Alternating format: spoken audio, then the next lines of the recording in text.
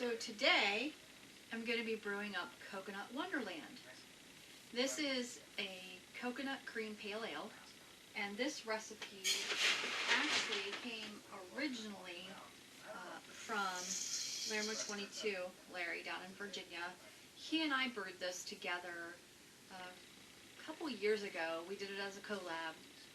I was down visiting, and we brewed 10 gallons of it. He kept 5. I brought 5 gallons of wort home and pitched the yeast here.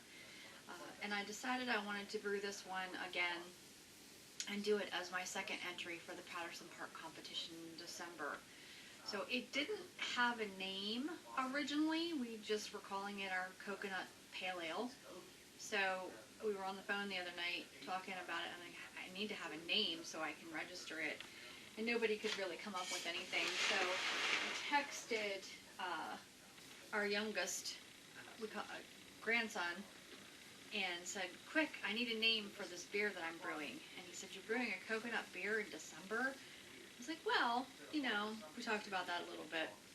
So he came up with the name Coconut Wonderland. It was the first thought that he had, and we all liked it, so that's what it is. So that's what we're working on today, just getting the grain bill ready now. And SJ already heated up the water for me out in the brew house, and yeah, see how today's brew day goes.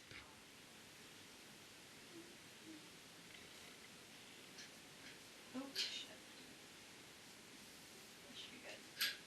That doesn't seem like a lot of water. It's a small batch. It's only 5 gallons.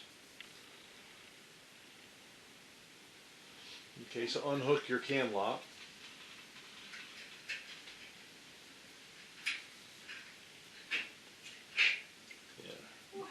Yep, it's going to be a little warm. You'll be using that again, so if you want to just hang it off the boiled pot. Boil pot? Yeah, just hang it off there. Ain't gonna hurt nothing. There.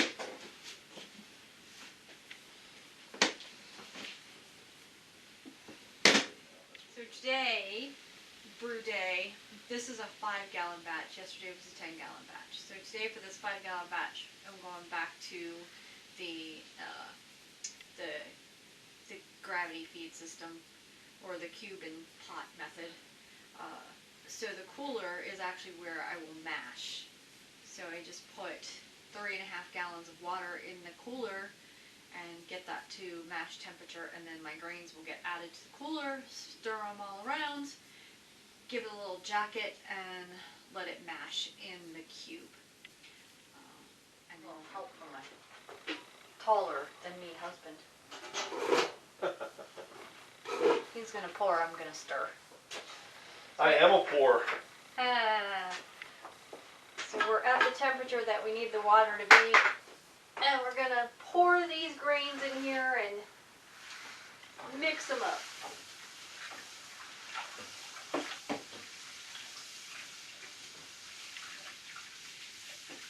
Making a big pot of porridge. How's that fable? Peas porridge hot, peas porridge cold, peas porridge in the pot 9 days old. Some like it hot, some like it cold, some like it in the pot 9 days old. That was good. About 150, between 150 and 150, I'd say about 151 on the nose. Yeah, buddy. So. Till that settles in, you got it. Hey. Close her up. We'll throw some blankets and stuff on her. She's a gnashing. Hope it unzip, please.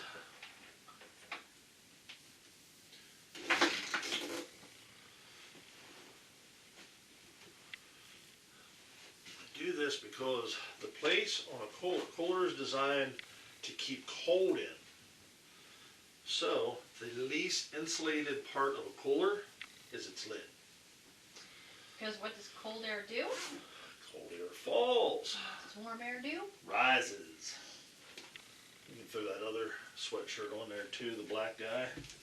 So she's already got her sparge water is set 180 degrees. And that's just going to sit there and maintain its temperature. Yeah. And help keep the brew house warm. And help keep the brew. It's nice and toasty in here. It is. So this should stay nice and toasty. It should. It should. This should work out pretty good. This is what happens when you're up till 2 o'clock in the morning the night before, and then decide to do another brew day the next day. You're in your pajamas listening to dance while you're. I can't think of anything better. That should do you. That's pretty. To make it easy on yourself, go ahead and pour that one in. What are you doing right now, Mayor? Gathering wort. Yeah, but what's the act that you're doing right at this particular moment? Sparging. What kind of sparging? Fly sparging. There we I go. wasn't rolling my eyes at you. I had a hair right in my eyelash. Yeah. So Fly sparging. So we pulled liquid out of the mash tun. Nope. Oh, well, yeah, The you. pitcher till it started to run clear. You're just kind of circulating liquid through, because in this system there's not that continuous circulation like there is in that system. So now there's water from the HLT. I'm cheating a little bit. Well, this is actually. running into the cube. So we are fly sparging and gathering wort. That's what that is. That very caramel colored liquid. That smells really yummy.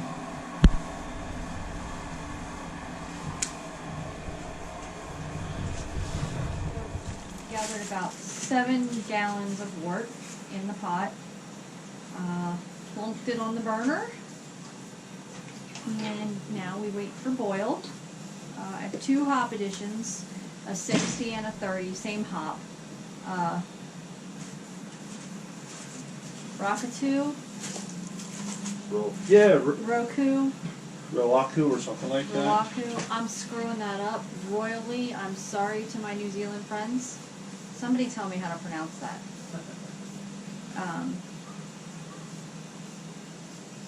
That is a New Zealand hop, right?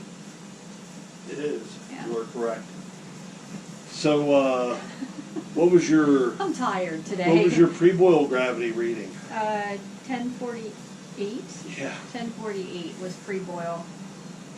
So, The- yeah. The target for this was 1046, 7 so gallons we're of already wort above. in here, waiting for boil. And I have a 60-minute and a 30-minute hop addition. At 15, I will be adding toasted coconut and some milk sugar or lactose. And that's really all there is to this one. That's actually pretty simple. It is. Yeah. It is. In the grand scheme of both of these beers, the one you brewed last night was Yeah. I mean, fairly simple. I had a couple more hop additions to pay attention to, but in And the a few grand more grains. scheme of thing. Yeah, this one's not a huge assortment of grain, but neither of them were like. Last night's grain bill was so big because we did a double batch. Correct. Yep. So today's grain bill was only 8. Yeah, what the heck is it? Is it 10 pounds even? Uh, Yeah, it's 11. 11 pounds. 11 pounds of grain in this one. Just the single hop, but two additions, a 60 and a 30. And the coconut and the milk sugar. Rakau. Pronunciation help, please. Racal. I hate screwing these Rakau. up. I want to know how to say them properly. I think it's Racal. So the wort is now in a boil. Just got started. Got a nice rolling boil going there. First hop addition is going in. Boop. Everybody in the pool. I think you're good. Well, I don't know.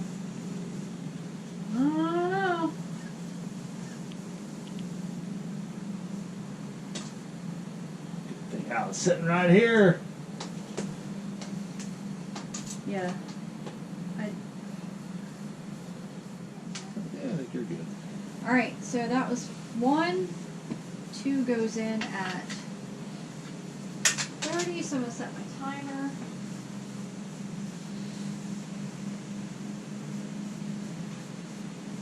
Figure out No, it's right here.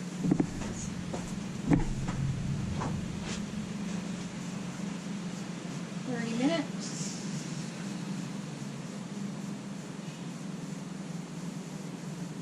And we watch the wort boil.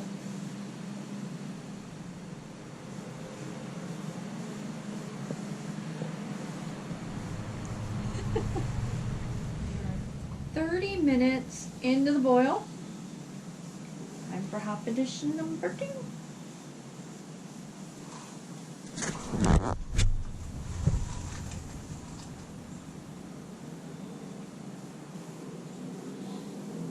What is this? 60 and 30, and that's it? Yeah, for the hops. It's just one hop.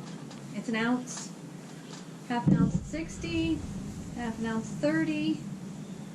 And we'll boil for another 15 and add the lactose and the toasted coconut. That's a pretty good boil. It's not like super crazy, but it's... Yeah, you were doing it right. No, I was waiting to see if the hops were going to kick it back up again like they did the last time. But I think it's okay. What you got going on there, Mayor? We just put the chiller in. The Jaded Hydra. Same chiller we used yesterday in the Monsters Ball Frankenstein's one. So we're waiting for it to come back up to a boil. I do still need to get the coconut in yet. I'd say go ahead and put the coconut in. And then let it boil just a little, maybe another 15 minutes or so, and then it should be ready to start cooking. Can you smell that? Boy, I tell you, that coconut smells crazy. It smells Yeah. really good. Yeah. You got a winner here, Mayor. We'll see. Pigeon yeast.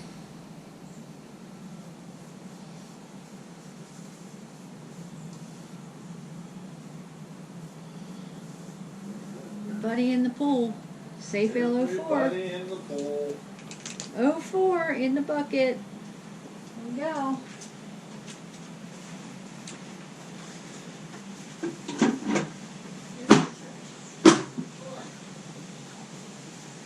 Okie dokie. Take that in and set it with the other ones. 2 days, 2 brews.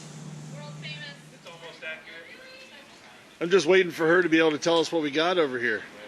I gotta get my Santa hat on, because we're gonna be serving Coconut Wonderland today. So here we are at Little Face Brewing. What do we got, MM? We have got Coconut Wonderland, which is pale ale brewed with toasted coconut, and then dried out with another half-pound coconut in the keg. Nice. Served with delicious kiss, a little chocolate coconut. We've got Monsters Ball, which is an old ale-style beer. This was formerly Frankenstein's Pawn, for anybody that remembers that. We changed it up just a little bit, so got that happening.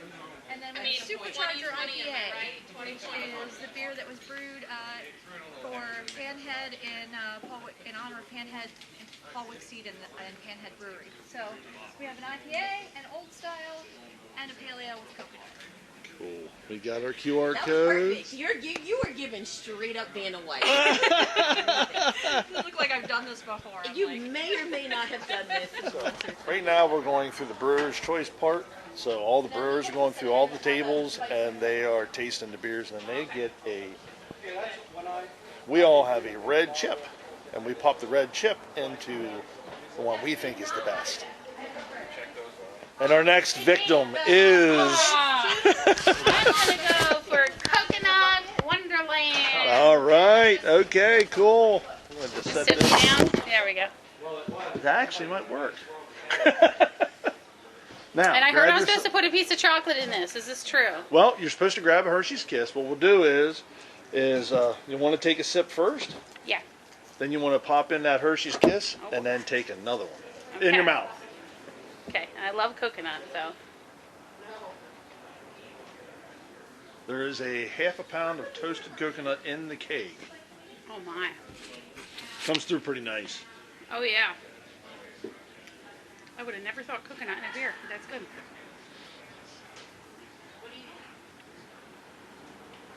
And now Nope. put this in there. In your mouth. In your mouth. Yep. I saw her put it in her cup. Put it in your mouth. What you want it, get her going and work all that together. Whoever would have thought? They're like a mountain bar. Bingo! It is a Mounds bar. That was very good. Cool. Heck yeah. I could just stand here and eat chocolate. I'll just stay here. I won't bring my chair. That's very good.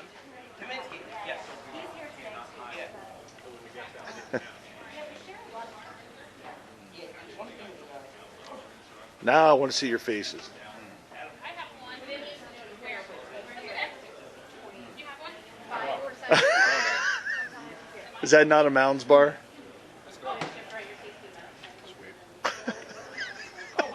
That's insane.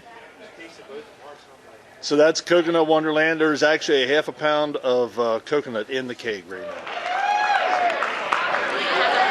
Moving on to lights. In third place,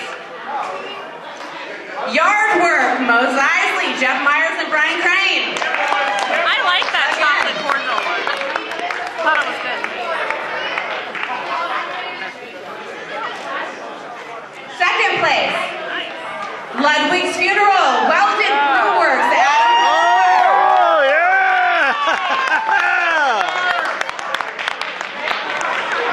And first place in the lights category,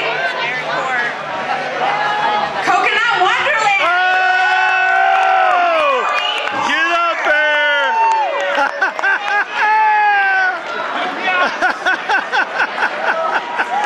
And for our last category, Yeah! awards, the specialties. In third place,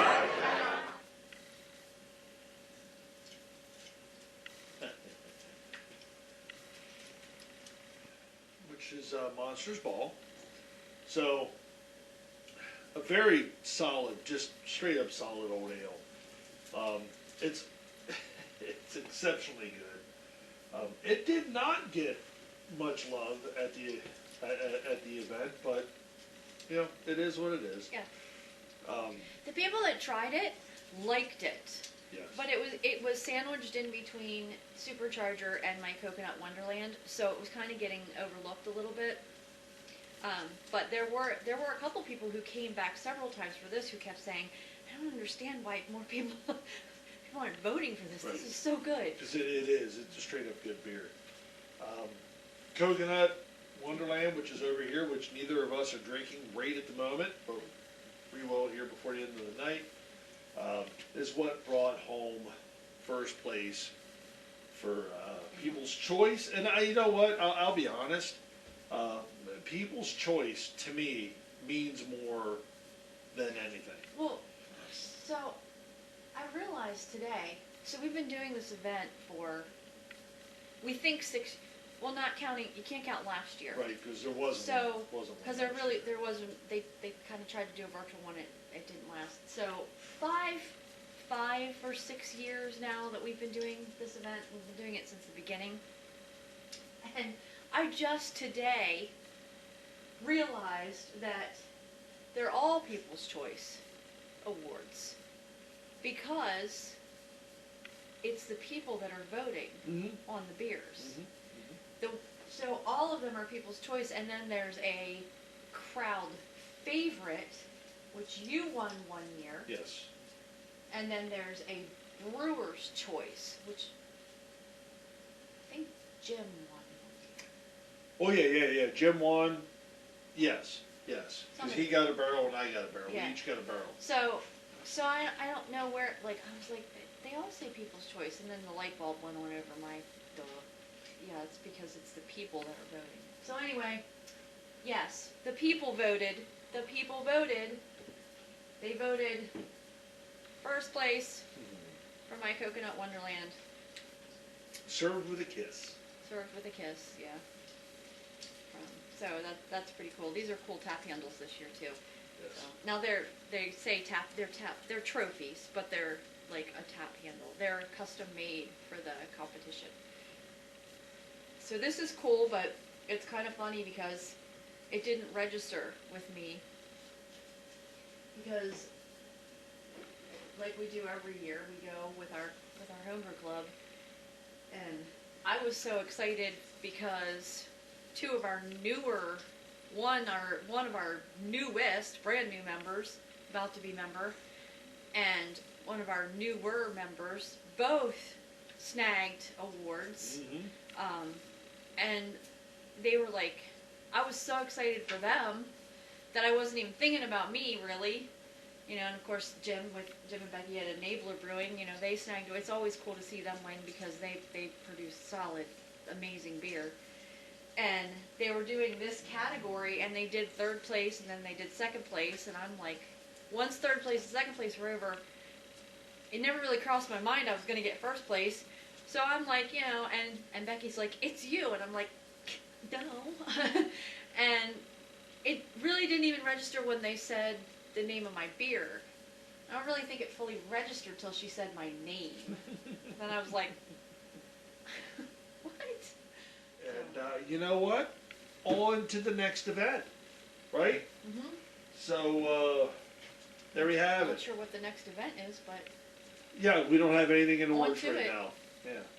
So this is SJ and MM, Little Face Brewing. Enjoy the fruit your labor, folks. brew beer. Brew award-winning beer. Right. Cheers. Cheers.